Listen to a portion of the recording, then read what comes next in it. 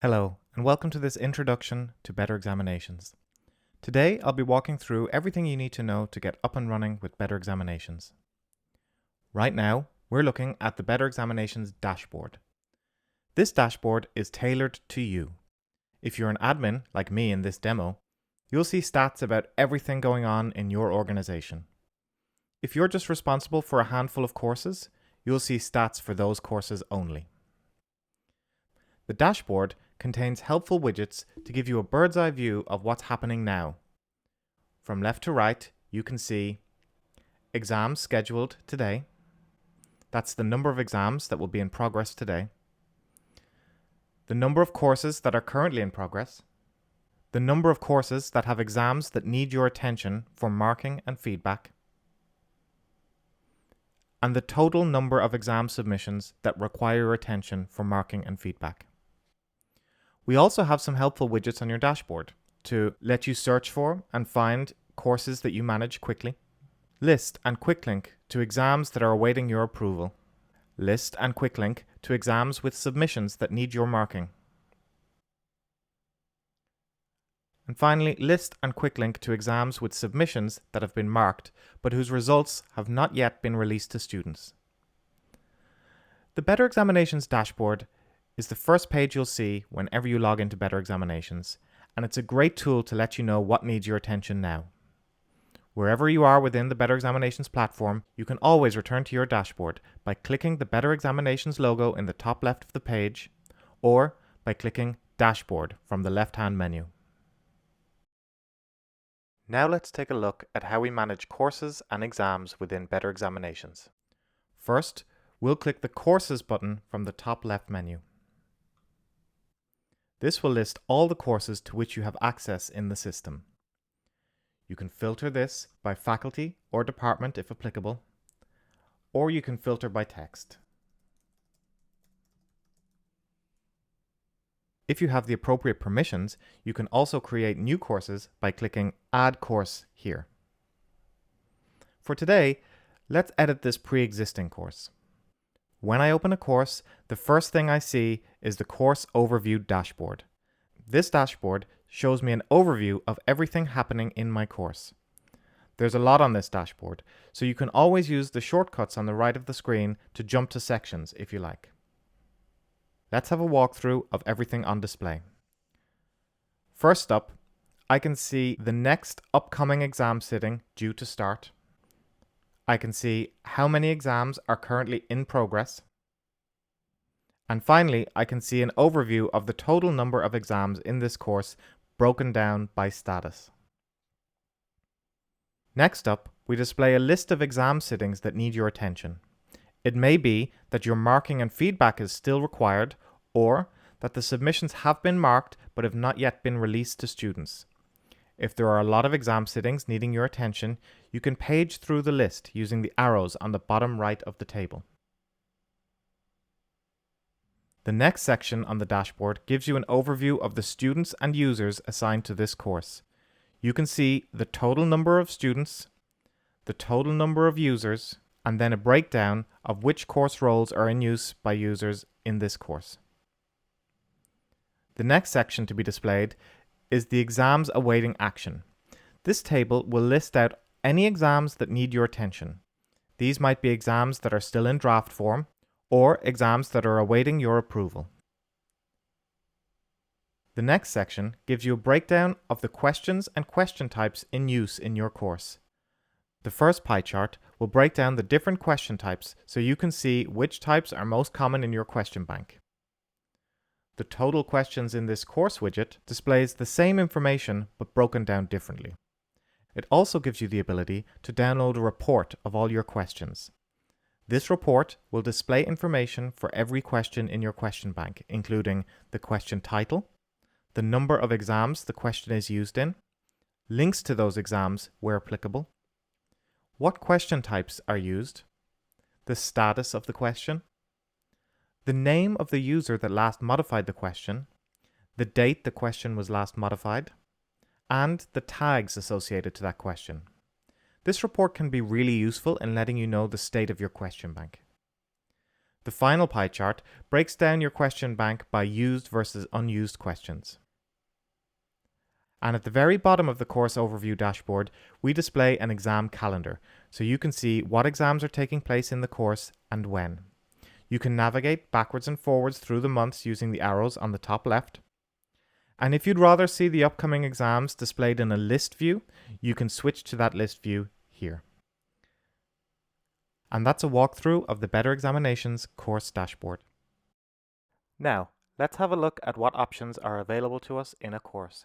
We'll come back to exams later, but first, let's look at the question bank. The question bank is where all the questions in your course are stored. These questions can then be used when creating exams. You can select questions to copy them to other courses, or to add and manage the tags on those questions. Tagging is a great way to help you keep your question bank organized.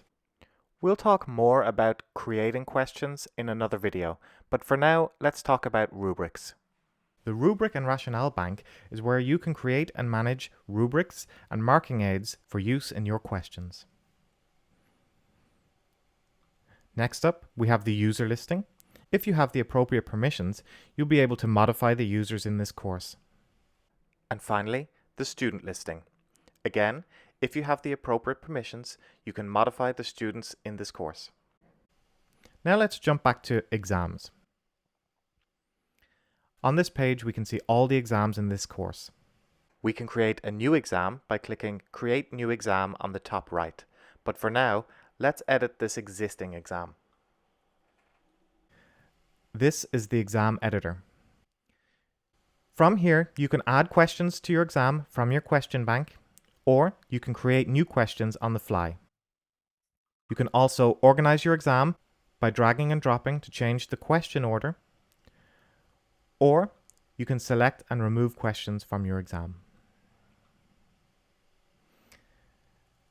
Exam options is where you can modify options related to your exam, whether that's to randomize the question order, enable blind marking, or show question level feedback when releasing results to students. Once you've got your exam configured the way you want it, you can schedule an exam by clicking Schedule Exam in the top right. The first thing you'll be asked to do is provide a sitting name. In this case, I'll call it End of Year Finals. Next, I select all the students that I want to be assigned to this exam. In this case, it's everyone in the course. Next, I'll be asked to choose the exam's start date and time. I want this exam to start tomorrow at 3:30 p.m. Now, I want to allow my students to start from 2:30 p.m. to 3:30 p.m. So I'll select Start within a range.